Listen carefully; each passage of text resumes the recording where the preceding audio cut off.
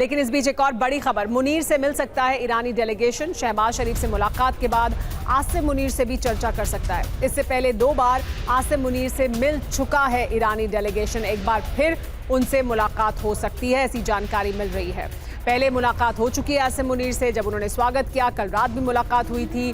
न सिर्फ स्वागत किया था बल्कि बात भी हुई थी, मुलाकात भी हुई थी, और अब ये जानकारी मिल रही है कि एक बार फिर उनसे मुलाकात हो सकती है।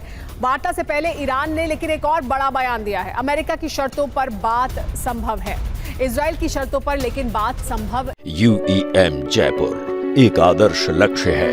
भावी छात्रों के लिए अच्छी नौकरी, भविष्य के लिए तैयार कौशल के साथ अच्छी शिक्षा नहीं होगी। यानी हम अमेरिका फर्स्ट तो हमें मंजूर है, अमेरिका अपनी जो शर्तें हैं वो सामने रखे और उस पर बात करे, लेकिन इजराइल का पक्ष अगर अमेरिका रखेगा और उस पर बात करना चाहेगा इजराइल के पक्ष को मजबूत करने के लिए, तो ये ईरान को मंजूर नहीं होगा। तो जो अभी पथिकृत कह रहे थे वो अहमियत रखती है बात कि इजराइल कमरे में मौजूद नहीं है बातचीत के, इजराइल पाकिस्तान में मौजूद नहीं है बातचीत के लिए, लेकिन इजराइल मौजूद है और वही सबसे अहम कड़ी भी है।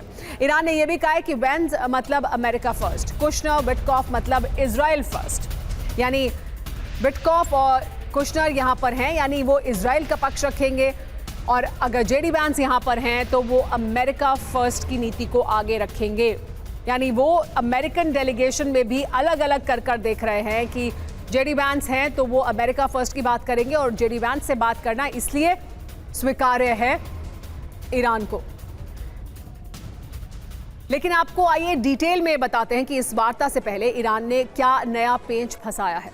ईरान के उपराष्ट्रपति ने संदेश दिया है कि टीम अमेरिका में 2 टीमें हैं, एक टीम अमेरिका फर्स्ट वाली है तो दूसरी टीम इजरायली फर्स्ट वाली है। उपराष्ट्रपति के मुताबिक अमेरिका फर्स्ट टीम में जेडी वैंस हैं, जिनके साथ बातचीत में समाधान निकलने की उम्मीद है, जबकि टीम इजरायली फर्स्ट में स्टीव विटकॉफ और जैरेड कुशनर हैं। टीम ईरान विटकॉफ और कुशनर से बातचीत नहीं चाहती क्योंकि ईरान उन पर इजरायल के हितों का समर्थन करने का आरोप लगाता है, और उसे शक ये है कि अगर ये बातचीत में शामिल रहे तो बातचीत सफल नहीं होगी।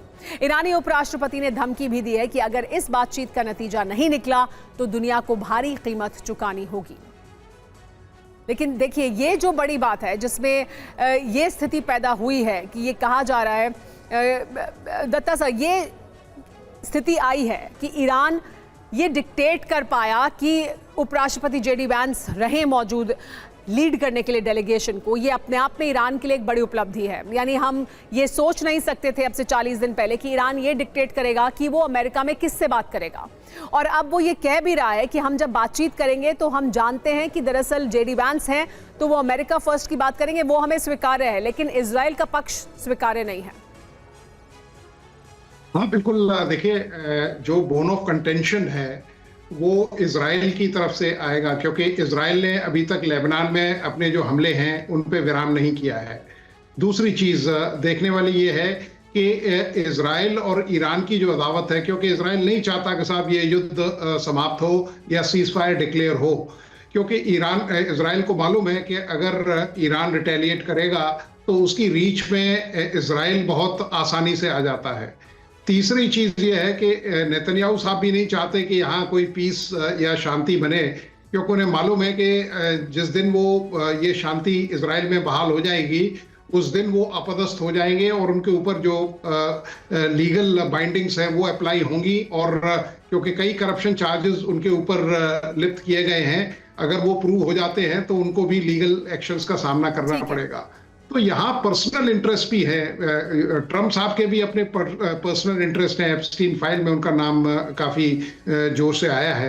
तो ये सब चीजें देखते हुए, और इजराइल अगर इस सीज फायर का उल्लंघन करता है तो अगेन ये they are all back to square one.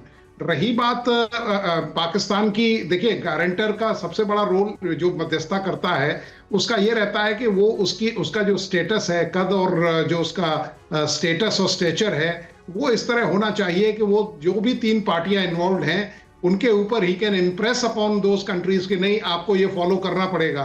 तो पाकिस्तान का आलम तो ये है कि साहब करेंगे वो क्या रहनुमाई जो खुद कारवां लुटा के आ रहे हैं। तो पाकिस्तान इस पोजीशन में है ही नहीं कि साहब वो किसी चीज की गारंटी ले ले। हाँ, पाकिस्तान अगर ये वार्ताएं विफल होती हैं तो पाकिस्तान को इसका खामियाजा ईरान द्वारा जरूर झेलना पड़ सकता है। जी हाँ, और पाकिस्तान ने देखा है कि जब ईरान